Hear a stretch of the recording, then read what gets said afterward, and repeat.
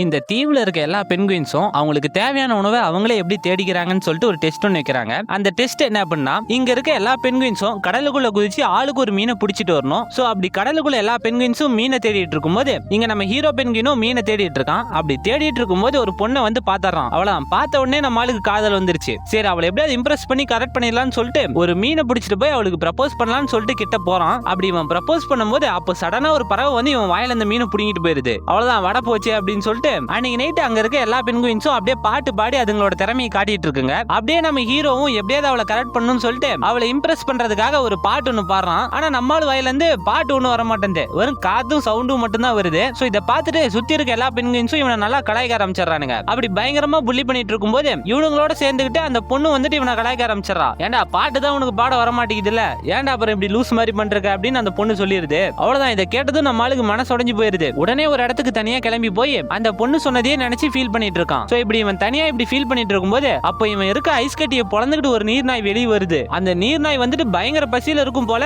இவனை வந்துட்டு பயங்கரமா வெறி கொண்டு துரத்த ஆரம்பிச்சிருது. இவனும் அந்த நீர்நாயிட்ட இருந்து போராடி எப்படியோ ஒரு வழியா அதுகிட்ட இருந்து தப்பிச்சிடறான். அப்போ அந்த இடத்துக்கு ஒரு 5 பென்குயின்ஸ் வந்துட்டு இந்த நீர்நாயால அந்த ஐஸ் கட்டி மேல சரியா பேலன்ஸ் பண்ணி மூவ் பண்ண முடியாது. அதனால அந்த நீர்நாயை எவ்வளவுக்கு எவ்வளவு கலாய்க்க முடியுமோ அவ்வளவுக்கு அவ்வளவு கலாய்ச்சி விட்டுட்டு இவனுங்களுக்கே போர் அடிச்சு அந்த இடத்த விட்டு கிளம்பிடுறானுங்க. அப்படி கிளம்பும் போது இவனையும் சேர்த்து கூட்டிட்டு போறானுங்க. ஆக்சுவலி இவனுங்க வேற டைப் பென்குயின்ஸ், இருந்தாலும் நம்ம ஹீரோவை வந்துட்டு அவனுக்கு ரொம்பவே பிடிச்சு போயிருது. அதனால இவனையும் கூட சேர்த்துக்கிட்டு அப்படியே ஜாலியா டான்ஸ் ஆடிக்கிட்டு பாட்டு பாடிக்கிட்டு பயங்கரமா சுத்த ஆரம்பிச்சிடறானுங்க. அப்ப அந்த கேங்ல இருந்த ஒரு பென்குயின் வந்துட்டு, எப்பா பாக்குறதுக்கு பயங்கர ஸ்மார்ட்டா இருக்கியே, எத்தனை கேர்ள் ஃப்ரெண்ட் வச்சிருக்க, உன் லவ் ஸ்டோரி எல்லாம் கொஞ்சம் சொல்ல அப்படின்ற மாதிரி கேட்கும்போது, அட நீங்க வேற ஏன்டா சொல்லிக்கிற மாதிரிலாம் என்கிட்ட ஒரு லவ்வும் இல்ல அப்படின்ற மாதிரி சொல்லும்போது, அட பரவாயில்ல சொல்லுப்பா அப்படின்னு சொல்லிட்டு கேட்கறானுங்க. சோ அதனால இவனும் வந்துட்டு, எனக்கு ஒரு பொண்ணை பிடிச்சிருக்குது, ஆனா அவளுக்கு தான் நம்மள பிடிக்க மாட்டேங்குது, ஏன்னா அவளோட மனசுக்கு பிடிச்ச மாதிரி நான் ஒரு பாட்டு பண்ணாதான் அவ என்னை கல்யாணம் பண்ணிப்பாளாம், அது வந்து நடக்காத காரியம், சோ அதனாலதான் நான் இப்படி தனியா சுத்திட்டு இருக்கேன்பா அப்படின்னு சொல்லும்போது, அட அவ்வளவுதானே மேட்ரு என்னன்னு சொல்லிட்டல, விடு இனிமே நான் பாத்துக்கிறேன் அப்படின்னு சொல்லிட்டு இவனோட ஐலாண்டு கிளம்பி போயிடுறானுங்க. அப்படி அந்த ஐலாண்டு போய் பார்த்தா